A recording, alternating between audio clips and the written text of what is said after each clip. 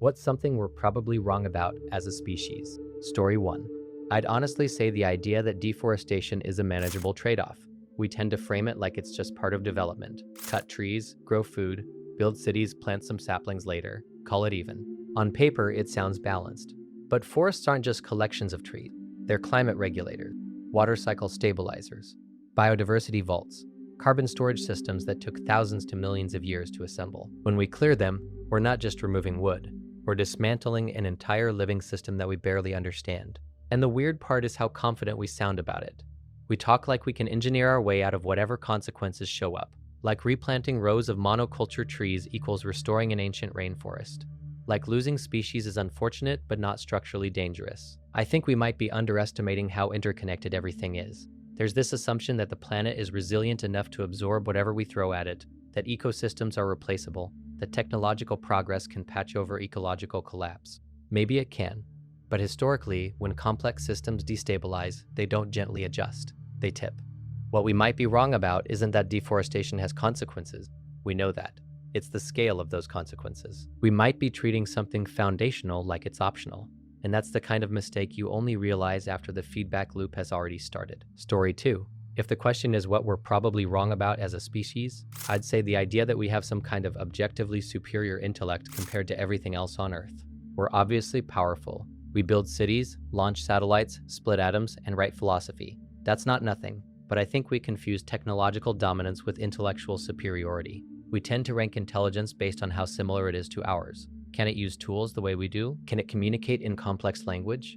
Can it manipulate its environment on a large scale? If not, we quietly file it under less intelligent. But octopuses can solve puzzles and escape enclosures in ways that still surprise researchers. Corvids plan ahead and use tools. Elephants show signs of grief and long-term social memory. Bees can communicate spatial information through movement. Whales have complex vocal cultures we're only beginning to decode. Their intelligence just evolved for different problems. We optimized for abstraction, language, and large-scale cooperation. Other species optimized for navigation, sensory processing, spatial memory, ecological balance, or survival in extreme environments. Calling ours superior feels like judging a fish for not climbing trees. And honestly, if intelligence is measured by long-term sustainability, we might not even be winning. Plenty of species have survived in balance with their ecosystems for millions of years. We've been around for a blink of geological time and already destabilized global systems. That doesn't mean humans aren't remarkable. It just means superior might be the wrong word. We're specialized, and we might be mistaking specialization for supremacy. Story 3. It's kind of wild how much weight people put on Persia trying to conquer Greece. The narrative usually goes something like this. If the Persian Empire had successfully absorbed the Greek city-states, Western civilization as we know it wouldn't exist. No Athens, no Golden Age, no classical philosophy shaping Rome, no Rome shaping Europe, no Europe shaping the modern world. It's framed like a single hinge point in history. But that might be oversimplified. The Persian Empire wasn't some cartoon villain trying to erase culture. It was massive, administratively sophisticated, and surprisingly tolerant for its time. Conquered regions often kept their customs, religions, and local governance as long as they paid tribute and didn't rebel. Greece might not have been wiped out. It might have been absorbed and influenced in both directions. And cultures don't just vanish because they lose a war. They adapt, they merge, they resurface. Even Rome, which people treat as the inevitable heir to Greece, was heavily influenced by the very civilizations it conquered. Power shifts, but ideas travel. There's also this quiet assumption that Greek thought was uniquely destined to shape the future, as if philosophy, mathematics, and political experimentation were fragile sparks that would have been extinguished under Persian rule. But intellectual movements don't exist in isolation. Persia itself was connected to Egypt, Mesopotamia, and parts of India. Knowledge flowed across borders long before modern globalization. History loves a clean what if. What if Xerxes crushed the Greek resistance entirely? What if Athens never had its moment? Story 4. Industrialization feels like the point where we hit fast forward and never find the remote again. For most of human history, we lived in relatively small groups. Hunter-gatherer societies weren't perfect, but they were constrained. You couldn't extract more than your environment allowed for very long without consequences showing up immediately. If you overhunted, you starved. If you poisoned your water source, you got sick. Feedback was direct and personal. Then industrialization happened. Suddenly, we weren't limited by muscle, wind, or water. We had coal, oil, machines that multiplied human output beyond anything evolution ever prepared us for. Production exploded, cities ballooned, lifespans increased, technology accelerated, and with it came this quiet assumption: if we can extract it, we should. Forests became timber reserves, rivers became power sources, animals became units of protein, entire landscapes became resources. The mindset shifted from coexistence to optimization. It's hard to argue with the benefits. Modern medicine alone is enough to make most people hesitate before romanticizing pre-industrial life. Child mortality plummeted. Knowledge spreads globally. Billions of people live longer and more comfortable lives than any hunter-gatherer band ever could. Story 5. There's a decent chance we got something fundamentally wrong the moment we started putting ourselves at the center of everything. At some point, we stopped seeing ourselves as just another species navigating an ecosystem and started seeing ourselves as the point of the ecosystem, the main character, the reason it all exists. You can see it in old cosmologies, where the universe literally revolved around us. You can see it in the way we talk about conquering nature, like it's an opponent instead of the system that keeps us alive. Even now, after we know Earth isn't the center of anything, there's still this quiet assumption that consciousness, specifically human consciousness, is the peak, the goal, the purpose. We also started layering meaning onto everything. Life isn't just life, it has to be profound. Existence isn't just survival and reproduction, it has to have a deeper narrative. We search for cosmic intention, destiny, grand arcs. Maybe there is one, but it's also possible that we projected depth onto reality because we needed it. Other species don't appear to wrestle with existential dread. They don't build belief systems about their special role in the cosmos. They exist. They respond to stimuli. They survive as long as they can. We, on the other hand, developed self-awareness so intense that we can step outside ourselves and evaluate our own existence. That's incredible. It's also destabilizing. Once you're aware that you're aware, it's hard not to assume that awareness must mean something monumental. Story 6. Wars might be the clearest example of something we're probably wrong about. For most of history, war has been treated as inevitable, sometimes even necessary, a natural extension of competition, a tool for settling disputes when diplomacy fails. Entire cultures were built around the idea that conflict is just part of being human, but that assumption might be the mistake. We tend to frame wars as strategic, political, sometimes even heroic. Lines on maps shift. Leaders give speeches. History books compress it into campaigns and turning points. What gets lost is how absurd it actually is. Groups of humans who are biologically almost identical organize themselves into categories and then systematically kill each other over territory, resources, ideology, or pride, often over decisions made by a tiny fraction of the population. We've normalized it so deeply that peacetime is considered an anomaly. And yet, on an individual level, most people don't wake up wanting to harm strangers. Most humans are wired for cooperation within their group. The problem seems to start when the group identity expands and hardens. Once us versus them becomes the dominant lens, empathy shrinks. What's strange is that the same intelligence that lets us build global communication networks and complex economies also lets us design more efficient ways to destroy each other. We justify it with narratives about defense, honor, destiny, survival. Sometimes those threats are real, sometimes they're inflated, but the pattern repeats across centuries. Story 7. The Neolithic Revolution is usually framed as the moment we leveled up. We stopped wandering, we started farming, we built permanent settlements. Agriculture led to cities. Writing, specialization, civilization. It's presented like the obvious next step in human progress. But it's possible we didn't upgrade. We traded. Before agriculture, humans lived in small mobile groups. Hunter-gatherer societies had limits, but they also had flexibility. If resources ran low, you moved. Diets were often more varied than early farming communities. Work was intense but not constant in the same repetitive way. Then we domesticated crops and animals. At first it sounds like control, reliable food, surplus, stability, but farming tied us to land. It created property, property required protection. Protection led to hierarchy, surplus led to inequality.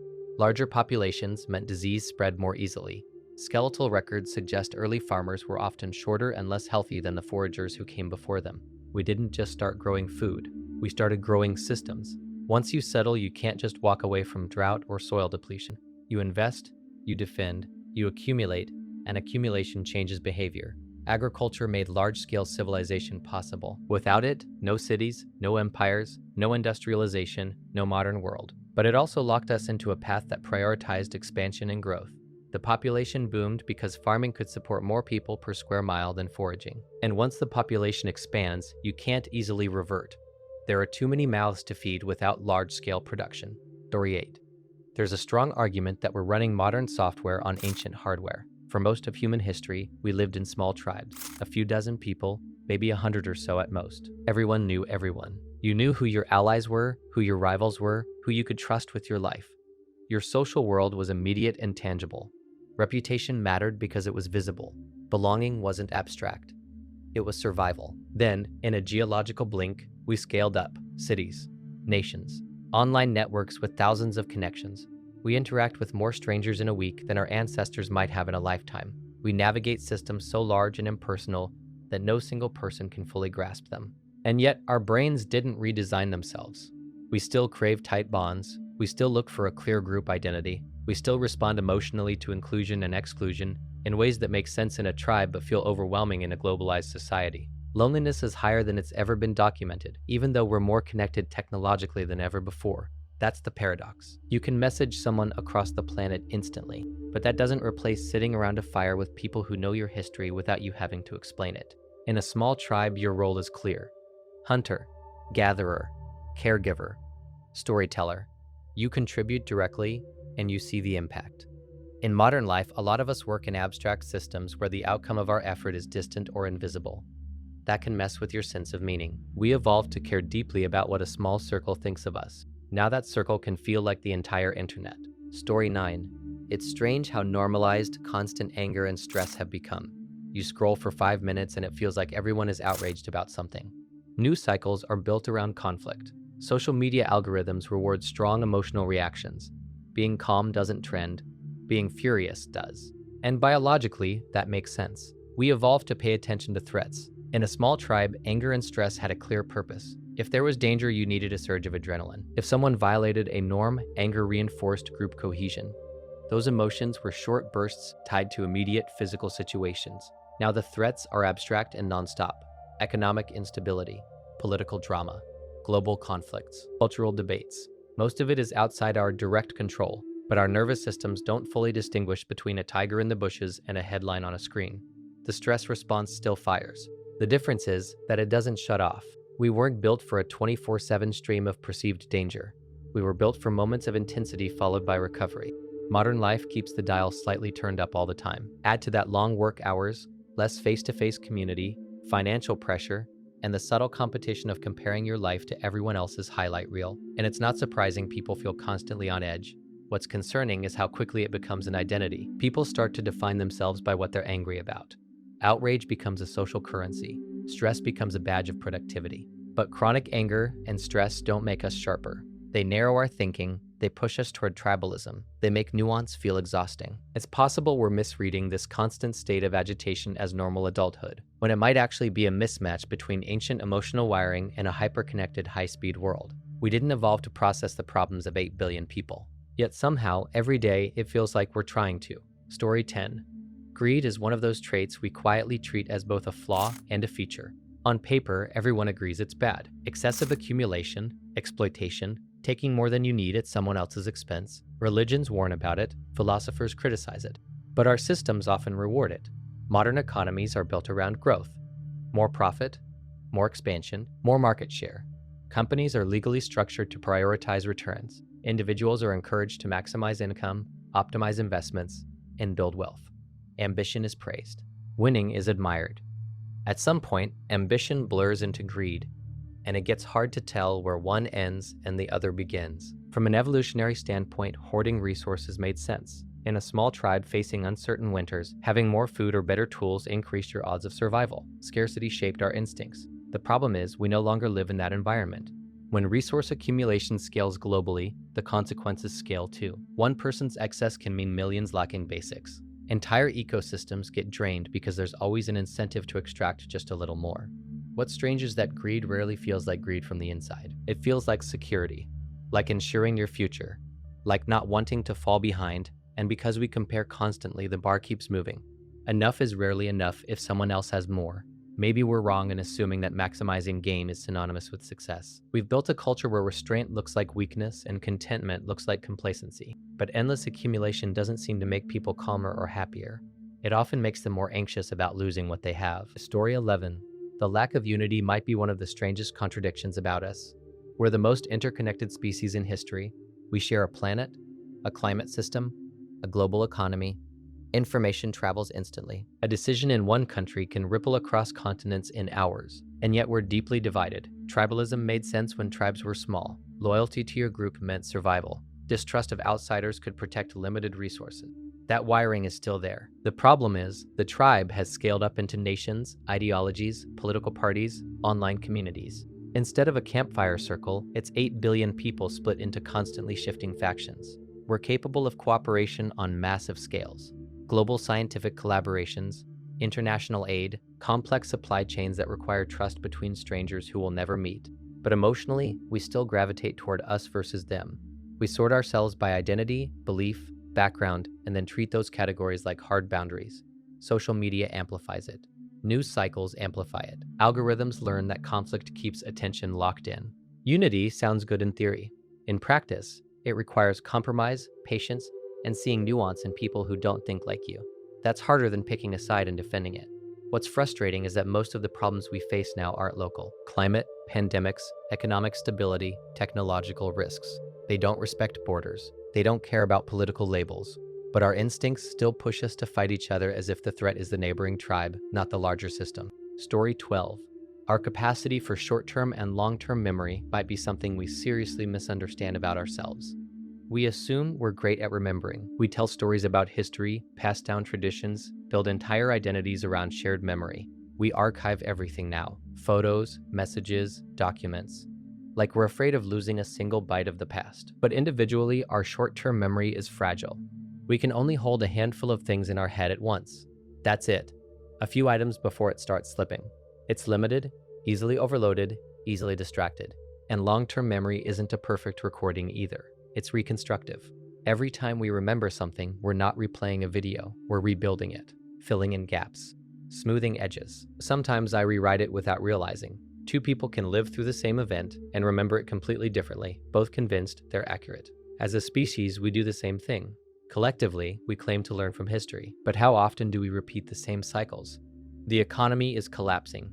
Wars, power grabs, social divisions. We document the past in detail and then emotionally react in ways that ignore those lessons. Our short-term memory makes us hyper-focused on immediate threats and trends. News cycles dominate our attention for weeks and then vanish. Outrage spikes and fades. Long-term thinking requires effort because our brains evolved to prioritize what's right in front of us. In a small tribal setting, that worked fine. Immediate danger mattered more than abstract future risk. Now we face long-term problems. Climate shifts, technological consequences, systemic instability that require sustained memory and planning over decades. Story 13. Our spines might be one of evolution's most obvious compromises. We like to think the human body is this perfectly engineered machine, but the spine kind of gives away the truth. It wasn't designed from scratch for upright walking. It was modified, tweaked, repurposed from a structure that originally evolved for four-legged movement. Bipedalism gave us huge advantages: free hands, better field of vision, efficient long-distance walking. But the cost shows up in our backs. The human spine has that S-shaped curve to balance our weight over our hips. It works, mostly, but it also means a lot of compressive force stacks vertically through relatively small discs and joints. When everything is aligned and healthy, it's fine. When it isn't, things go wrong fast. Lower back pain is one of the most common medical complaints worldwide. Herniated discs, sciatic nerve issues, degeneration with age. It doesn't take a catastrophic injury for a spine to start failing. Sometimes it's just years of sitting, lifting wrong, or existing in gravity. And once it's damaged, it's not like breaking a bone in your arm. Spinal discs don't have great blood supply. Nerve tissue is notoriously bad at regenerating. A serious spinal injury can permanently alter mobility in a way few other injuries do. It's strange when you think about it. We built skyscrapers and spacecraft with bodies that can get sidelined by a slipped disc. We evolved into upright thinkers, but the hardware holding us vertical is delicate and under constant stress. It doesn't mean bipedalism was a mistake. Clearly it worked well enough to get us here, but it does feel like we're walking around on a structural compromise, a redesign that was good enough, not perfect. And good enough in evolutionary terms doesn't mean comfortable. It just means survivable. Story 14. On an evolutionary timeline, we're basically newborns pretending to be ancient. If you compress Earth's history into a single year, modern humans show up in the last few minutes of December 31st. Civilization appears in the last few seconds. Industrialization is a blink. The internet is less than a blink. And yet we talk like we've figured it out. Biologically, we're not that far removed from tree-dwelling primates. Our nervous systems are still tuned for small groups, immediate threats, status hierarchies, and resource competition. We still respond to social rejection like it's physical pain. We still get hijacked by fear and anger faster than logic can catch up. Put us in suits, give us smartphones, surround us with glass towers, and we look advanced. Strip away infrastructure, and we're still fragile mammals, with sharp teeth replaced by social strategy. What's wild is how recent self-awareness at this scale really is. Agriculture is around 10,000 years old. That's nothing. Written language is even younger. On an evolutionary scale, we barely crawled down out of the trees before we started splitting atoms. Our technology accelerated way faster than our psychology. We can simulate galaxies, but we still struggle with jealousy. We can edit genes, but we still fall into tribal conflict. We can map the brain, but we're often ruled by impulses that evolved long before modern society. It's not that we're stupid, it's that we're early. We might look advanced compared to other species, but in terms of cognitive and social evolution, we're probably in a very messy transitional phase. Powerful tools. Ancient instincts, which might explain why the world feels so chaotic sometimes. We didn't finish evolving, we just upgraded our toys. Story 15. One of the more uncomfortable things about us is that we sometimes enjoy other people's pain, not always in extreme forms. But it's there. There's even a word for it. Schadenfreude. That tiny spike of satisfaction when someone arrogant fails, when a rival messes up, when someone who wronged you gets embarrassed. You might not admit it out loud, but you feel it. It shows up in more subtle ways too. Viral fail videos, public callouts, online pile-ons where thousands of strangers watch someone's worst moment unfold in real time. There's a reason those clips spread so fast. Part of it is evolutionary. In small tribes, status mattered. If someone above you slipped, your relative position improved. Seeing a rival fall could mean better access to resources, mates, and influence. Your brain might reward that shift, but in the modern world, that instinct scales weirdly. We don't just feel relief when a personal rival fails. We can feel pleasure watching complete strangers suffer social consequences. Sometimes we actively seek it out. And because it's socially contagious, it amplifies. One person laughs, 10 people joined. Then 1,000. It turns into a digital spectacle. The uncomfortable part is that we also have empathy wired into us. We're capable of deep compassion, cooperation, and sacrifice. Both systems exist at the same time. Story 16.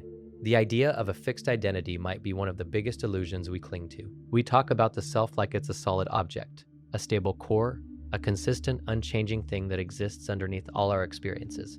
You hear it all the time. That's just who I am, like it's carved in stone. But if you really look at it, the self feels more like a moving target.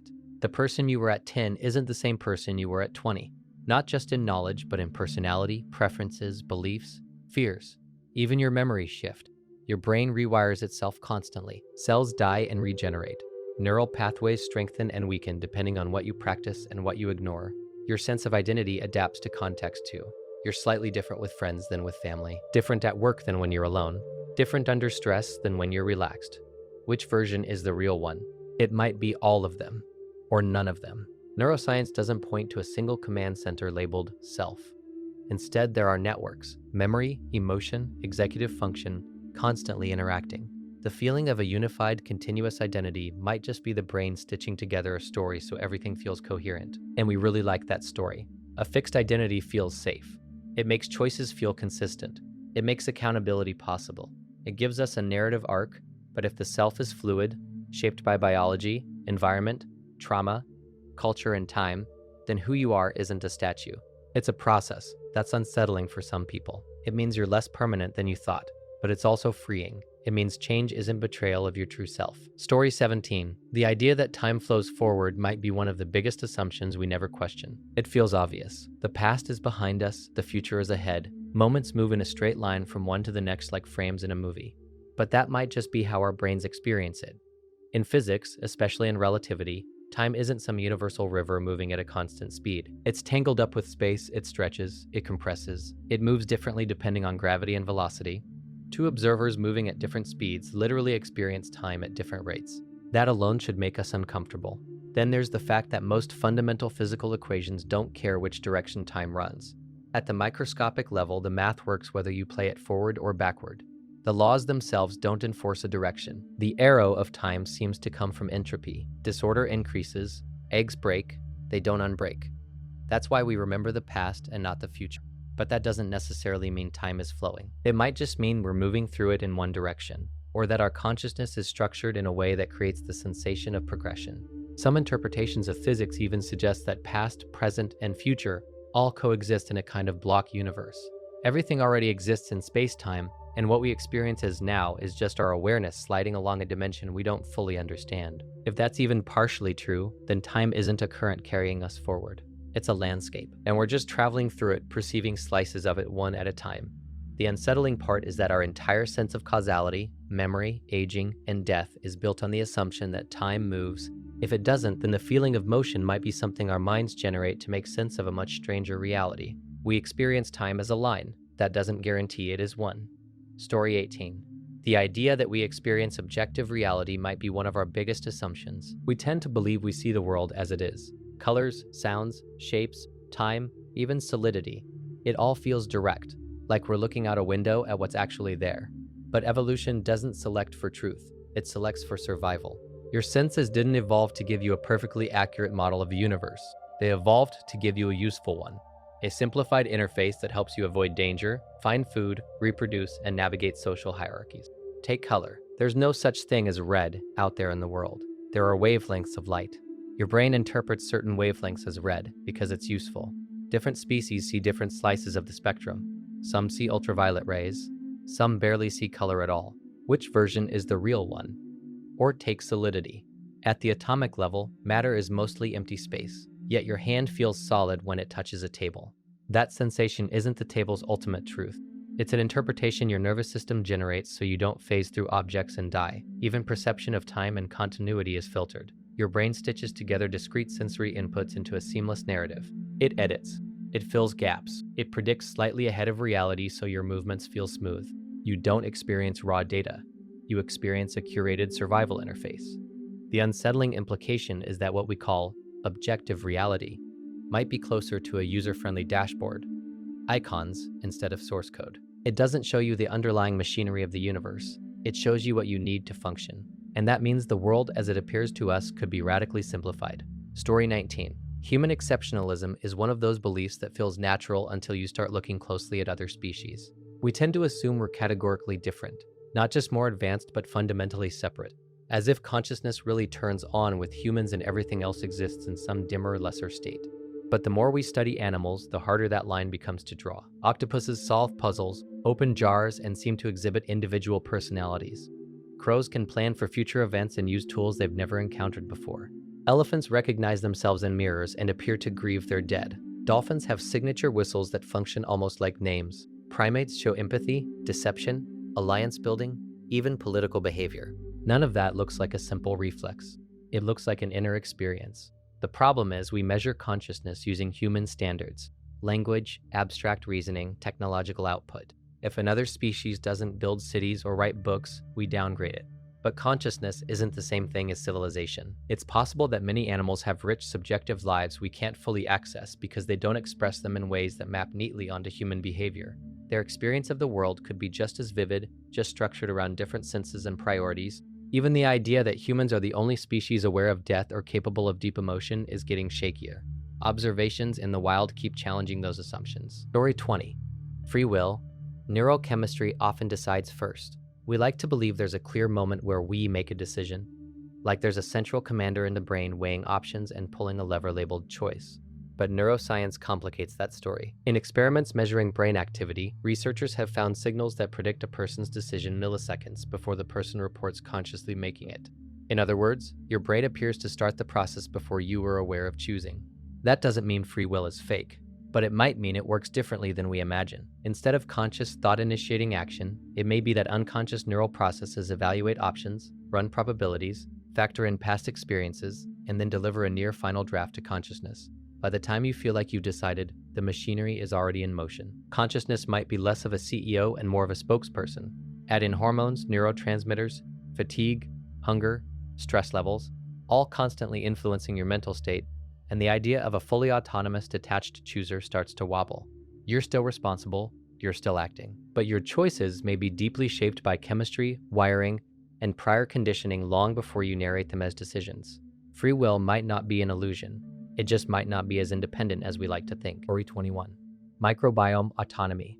Bacteria largely control our cravings. It's uncomfortable to admit this, but you are not a single organism. You're a walking ecosystem. Trillions of bacteria live inside your gut, and they aren't passive passengers. They actively interact with your nervous system through what's called the gut-brain axis. They produce neurotransmitters, they influence inflammation, they affect mood, and increasingly, research suggests they may influence cravings. Some gut bacteria thrive on sugar, others prefer fiber. When certain strains dominate, they may subtly alter chemical signaling in ways that nudge you toward eating what benefits them. That late-night sugar craving might not be entirely you. It could be microbial lobbying. Experiments in animals show that altering gut bacteria can change behavior, anxiety levels, and even social tendencies. In humans, shifts in microbiome composition have been linked to depression, stress sensitivity, and appetite regulation. It doesn't mean your bacteria control you like puppets, but it does mean that your sense of preference is influenced by organisms that have their own survival goals. You think you're making food choices. In reality, it may be a negotiation between trillions of microscopic stakeholders. The unsettling part isn't that microbes influence us. It's that we evolved assuming we were singular. We're not. We're ecosystems walking around convinced we're individuals. Story 22. Permanent progress. Civilizations are cycles, not ladders. We love the idea that history moves upward. Ancient, medieval, modern, primitive to advanced, as if humanity is climbing a ladder that only goes one direction. But if you zoom out, history looks less like a staircase and more like a heartbeat. Empires rise. They expand, they stabilize, they overextend, they fracture, they collapse. Rome felt permanent. So did the Mayan cities at their height. Stability always feels like the default, until it isn't. Technological advancement doesn't guarantee cultural stability. Economic growth doesn't guarantee long-term resilience. Complexity often increases fragility. The more interconnected and optimized a system becomes, the more vulnerable it can be to disruption. We assume our current global civilization is different because we have science and digital infrastructure. But complexity has been mistaken for permanence before. Progress in certain areas is undeniable: medicine, communication, knowledge storage. The question is whether progress is linear or cyclical. Are we climbing indefinitely, or are we just in the apex phase of a cycle that every advanced society eventually reaches? History suggests civilizations don't ascend forever. They oscillate. And when you're inside one, it always feels like this time is different. Story 23. Separate nature. We are nature, not observers. We talk about nature like it's somewhere else. Forests are nature. Oceans are nature. Wildlife is nature. But cities, humans, somehow separate. That distinction might be completely artificial. Humans are biological organisms. Our cities are built from natural materials. Our technologies are rearranged elements from Earth. Even pollution is a chemical output of a species exploiting energy. Beavers build dams, termites build massive mounds visible from space, ant colonies restructure entire landscapes. We build skyscrapers and call it unnatural, but it's still a matter of rearranging itself through evolved behavior. The real difference isn't that we're outside nature, it's that we're a hyper-amplified expression of it. We consume at scale, we extract at scale, we modify ecosystems rapidly, but it's still nature acting through us. The idea that we're separate makes it easier to frame environmental damage as something happening to the planet. In reality, it's something happening within a system we're embedded in. We're not observers of Earth, we're one of its processes. And when we destabilize ecosystems, we're not breaking nature, we're disrupting the system we depend on. Story 24. Memory feels solid while it's happening. When you think back to something important, it doesn't feel like you're guessing. It feels like you're replaying a recording. You can see the room, hear the voices, remember exactly how it felt. That confidence is part of the illusion. In reality, memory isn't a stored video file, it's a reconstruction. Every time you recall an event, your brain pulls pieces from different neural networks and stitches them together into a coherent story. During that process, the memory becomes briefly unstable, then it gets stored again. And when it's stored again, it can be slightly altered. Small details shift. Emotions bleed into facts. Later knowledge reshapes earlier interpretation. Over time, those small edits stack up. You can become absolutely certain about details that were never there. Studies have shown how easily false memories can be implanted with suggestion alone. Even eyewitness testimony, which courts often treat as powerful evidence, is notoriously unreliable. Two people can experience the same moment and walk away with completely different recollections, both equally convinced they're accurate. The unsettling part is that our identities are built on memory. Who we think we are depends on what we believe happened to us. If memory is flexible, then identity is too. We're not just remembering the past, we're quietly rewriting it every time we revisit it. Story 25, it feels like we're seeing the world directly. You open your eyes, and there it is. Colors, shapes, motion, sound. It feels complete. It feels real in a way that doesn't invite doubt. But biologically, we're operating on a tiny slice of what's actually out there. Human vision captures only a narrow band of the electromagnetic spectrum. We call that visible light. Beyond it, there's infrared, ultraviolet, radio waves, X-rays, gamma rays. They're all real. They're all constantly passing through and around us. We just don't see them. Other species can detect parts of that hidden spectrum. Bees see ultraviolet patterns on flowers that are invisible to us. Some snakes detect infrared heat signatures in total darkness. Sound is the same story. We hear a limited range of frequencies. Dogs hear higher ones. Elephants communicate in low rumbles we can't detect without equipment. There are entire layers of communication happening in the natural world that we are deaf to. Even what we do perceive is filtered. Your brain edits sensory input, stabilizes vision, predicts motion, and fills gaps. You don't experience raw data. You experience a processed model optimized for survival. Reality as we know it is a user interface. Useful, functional, simplified. The unsettling thought is that what we call the world is just the part we're equipped to notice. There could be patterns, structures, and phenomena all around us that are as invisible as ultraviolet light was before we built tools to detect. We don't see reality, we see what keeps us alive. Story 26. We like to believe we're rational creatures. It's one of the main stories we tell about ourselves. We imagine that we examine evidence, weigh pros and cons, and then calmly arrive at logical conclusions. But that's usually not how it works. Most of our reactions begin emotionally. A topic comes up, and within milliseconds we feel something about it. Approval, disgust, fear, loyalty, anger. That emotional reaction forms long before we consciously analyze the situation. Only afterward does reasoning step in, often to justify the feeling we already have. It's less like we think and then feel, and more like we feel and then explain. You can see this in politics, relationships, even everyday arguments. Two people can look at the exact same set of facts and come away with completely different interpretations. Not because one of them is incapable of understanding the data, but because each is protecting an emotional attachment to identity, group, or belief. Our brains are very good at constructing arguments that sound logical. We cherry-pick evidence, reinterpret contradictions, and dismiss information that threatens our sense of stability. It feels like objective reasoning from the inside, but often it's motivated reasoning. That doesn't mean we're incapable of rational thought. We absolutely are. Science, engineering, and mathematics prove that. But rationality requires effort. It requires slowing down and questioning your own instincts. Emotion is fast and automatic. It evolved earlier and runs deeper. We're not cold, calculating machines. We're emotional beings who learned how to build convincing explanations. Story 27. We love the idea of the independent individual, the self-made person, the lone thinker. The autonomous agent carves out their own path. But biologically and socially, that picture falls apart pretty quickly. You are not self-contained. Your body alone depends on trillions of microbes living in and on you. They help digest food, regulate immune responses, and even influence mood. Without them, you wouldn't function properly. On a biological level, you're already a collective. Zoom out a little further, and the interdependence multiplies. The food you eat is grown, transported, processed, and sold by networks of people you will never meet. The electricity powering your devices flows through vast systems of infrastructure maintained by thousands of workers. Even the language you're thinking in right now was shaped by generations before you. The myth of radical individualism ignores how deeply embedded we are in systems, economies, ecosystems, cultural traditions, social norms. You didn't invent your moral framework from scratch. You inherited it.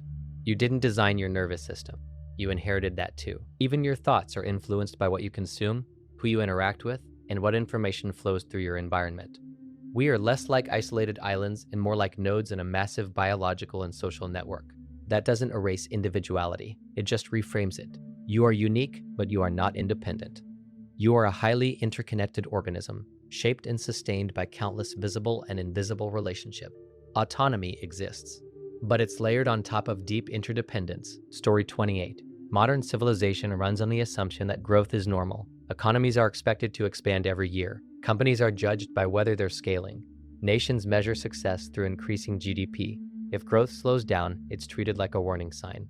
But the planet we're growing on is finite. There are only so many forests, so much fresh water, so many mineral deposits, so much atmosphere that can absorb emissions without destabilizing climate system. You can innovate, recycle, and improve efficiency, but you can't create infinite physical resources on a closed system. The logic of endless expansion works beautifully in theory. In practice, it runs into physical limits. Then we unlocked fossil fuels, which acted like a massive stored battery from millions of years of ancient sunlight. That gave us the illusion of limitless acceleration. Production exploded. The population surged.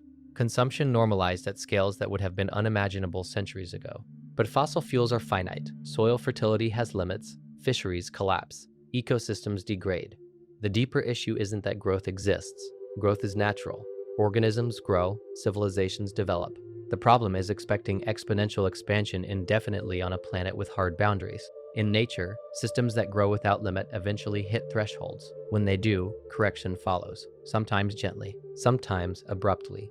We may be wrong in assuming we can permanently override those constraints through technology alone. Physics doesn't negotiate, and finite systems don't support infinite trajectories forever. Story 29. Language feels like a tool we use to describe thoughts. It seems secondary, like the ideas exist first and the words just label them. But it might be the other way around more often than we realize. Language doesn't just express thought, it shapes it. The categories available in your vocabulary influence how you divide up reality. Some languages have multiple distinct words for types of snow. Others don't separate blue and green into different basic categories. Some languages structure time horizontally, others vertically. Those differences aren't cosmetic. They subtly guide attention and perception.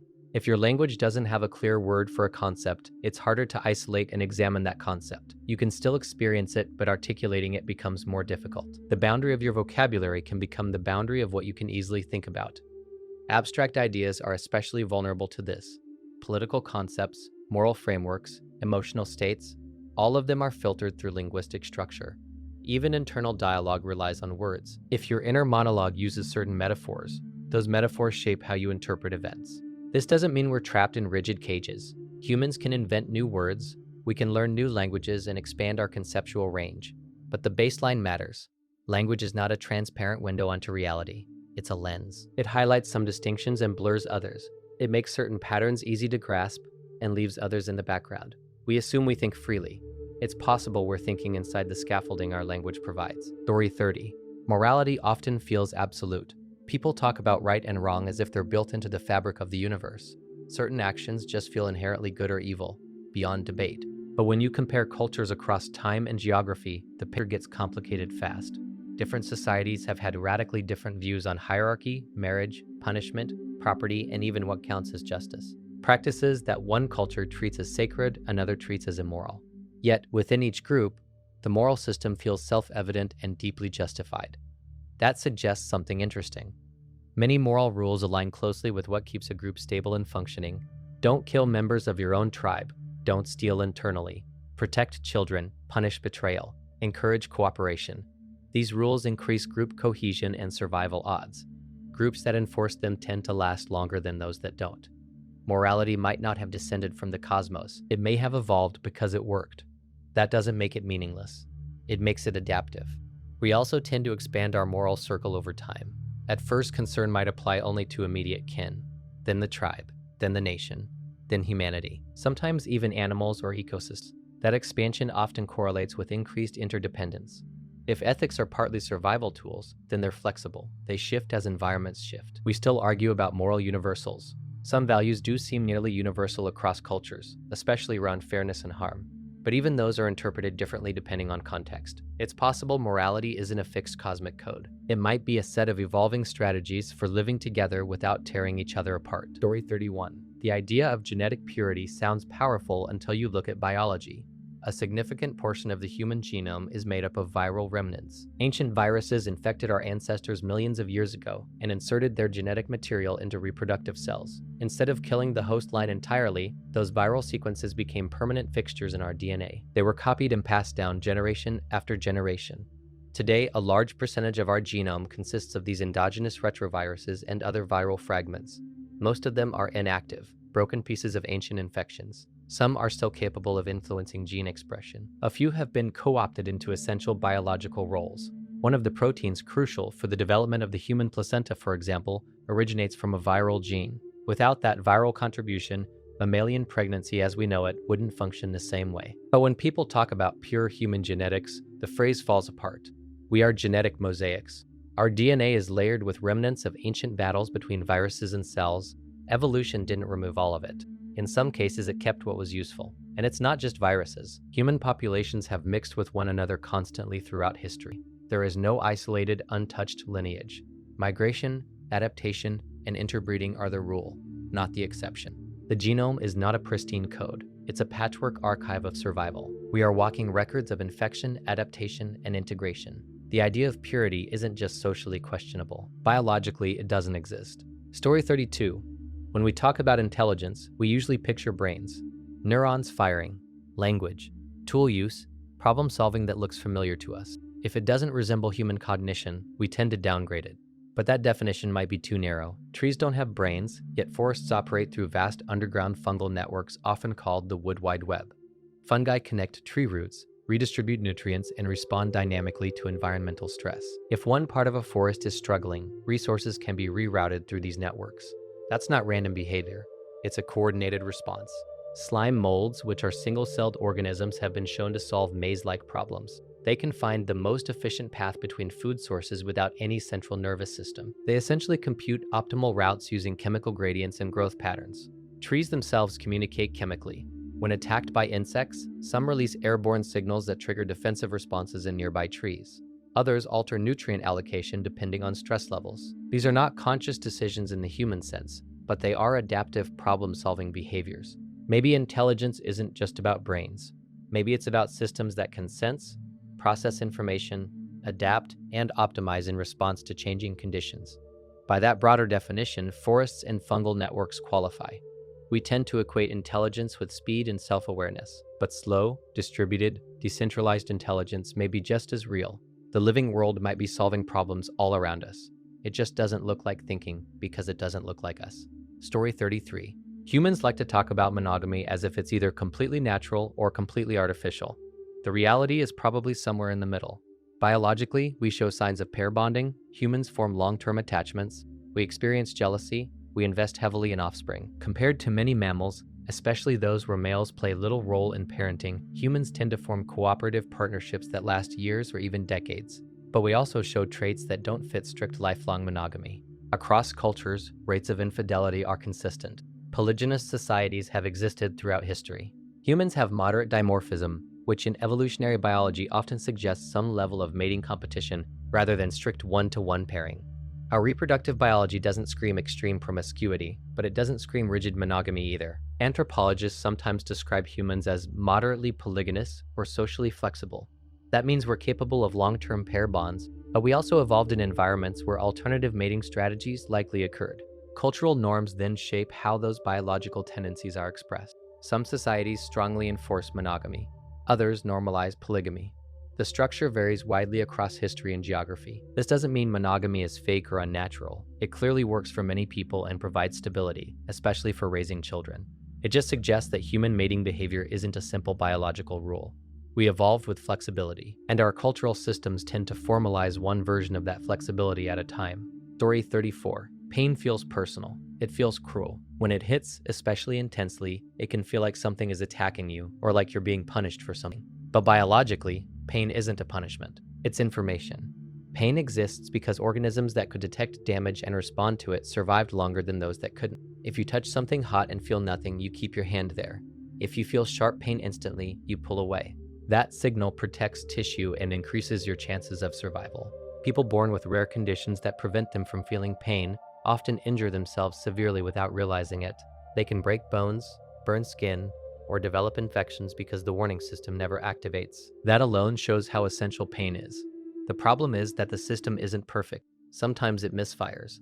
Chronic pain can persist long after tissue damage has healed. Phantom limb pain can occur in limbs that are no longer there. The nervous system can become hypersensitive, amplifying signals that aren't proportionate to the threat.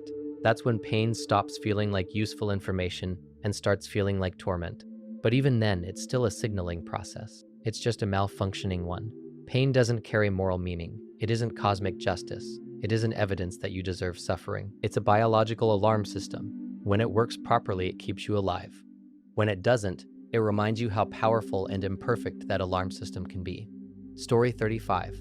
Space and time feel like the most solid parts of reality. Everything happens somewhere and sometimes. They seem like the stage on which the universe unfolds, permanent and fundamental. But modern physics has been slowly eroding that certainty. In Einstein's relativity, space and time are not separate. They're fused into space-time. And that fabric can bend and stretch depending on mass and velocity. Time slows down near massive objects. It runs differently for observers moving at different speeds.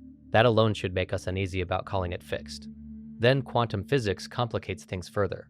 Some leading theories suggest that space and time might not be fundamental ingredients of reality at all. Instead, they could emerge from deeper quantum relationships, like temperature emerges from molecular motion. At the smallest scales, the universe may not even be smooth and continuous. It might be discrete, networked, or informational in structure. In certain models of quantum gravity, space-time is more like a byproduct of entanglement patterns between particles. In others, time itself might not exist in the way we perceive it. It could be a feature of how complex systems process change rather than a built-in cosmic flow. That doesn't mean space and time are fake. It means they might be solid. Solid objects feel firm, but at the atomic level, they're mostly empty space. The solidity is emergent.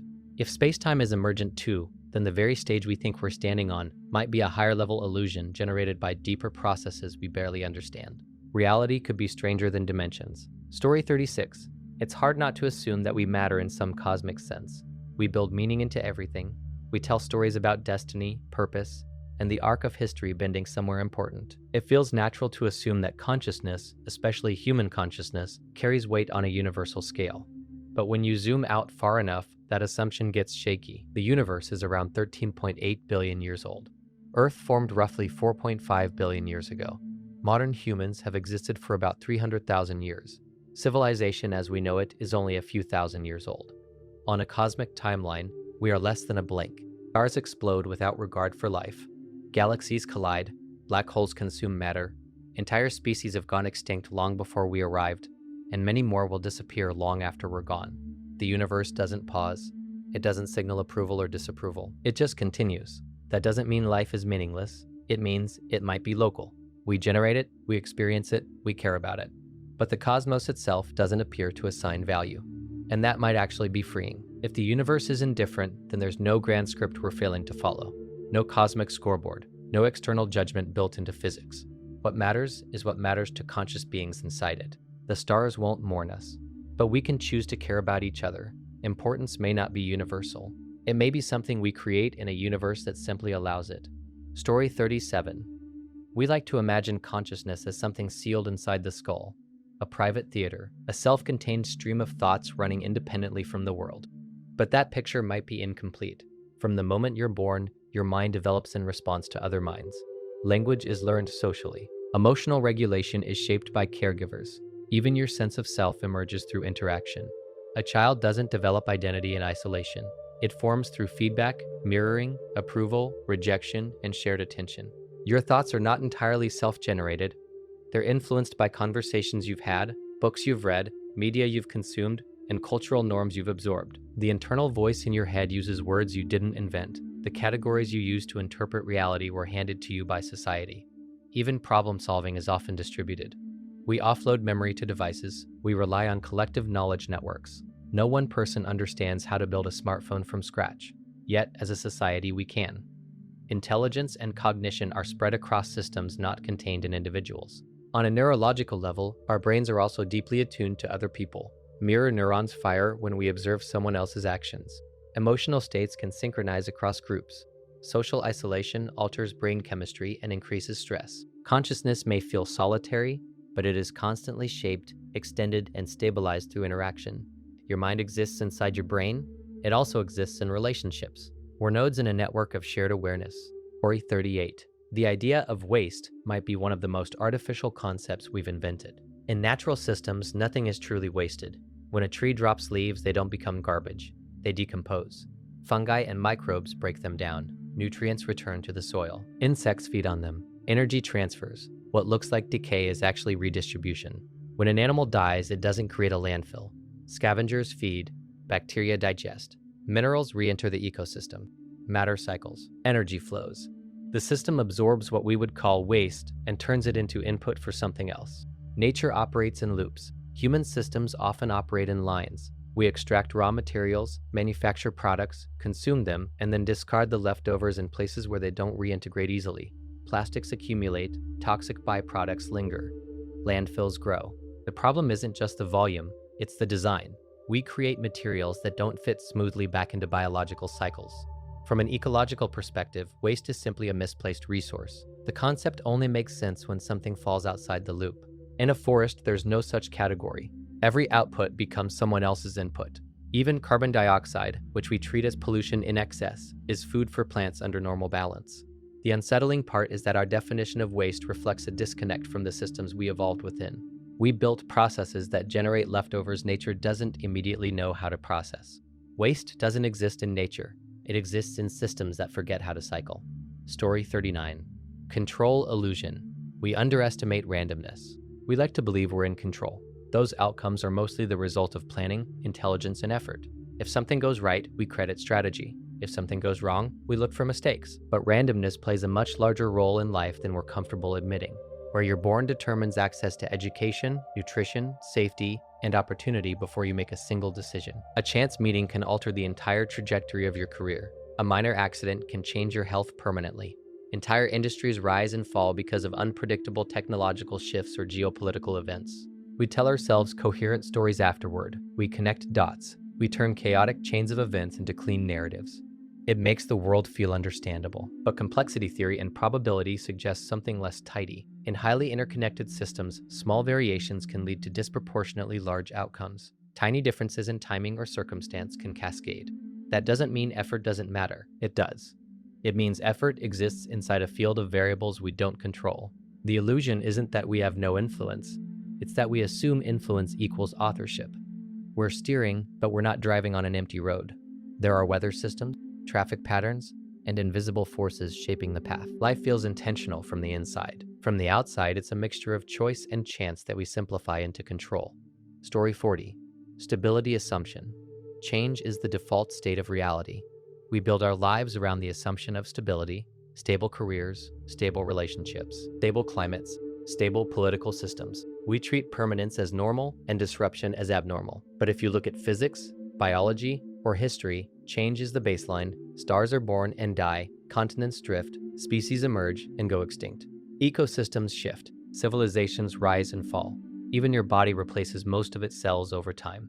The idea of a fixed state is more psychological comfort than physical truth. What we call stability is usually just slow change. We evolved to detect immediate threats, not gradual shifts. That makes us poor at noticing long arcs until they become obvious. Climate change is a perfect example. It happens over decades, so it feels abstract until extreme events spike. The universe is dynamic. Systems fluctuate. Equilibrium, when it exists, is temporary. Our mistake might be assuming that the present configuration of things is how they're supposed to be, that current structures are the default form. In reality, everything is in motion. We aren't living in a stable world occasionally interrupted by change. We're living in constant change that occasionally feels stable.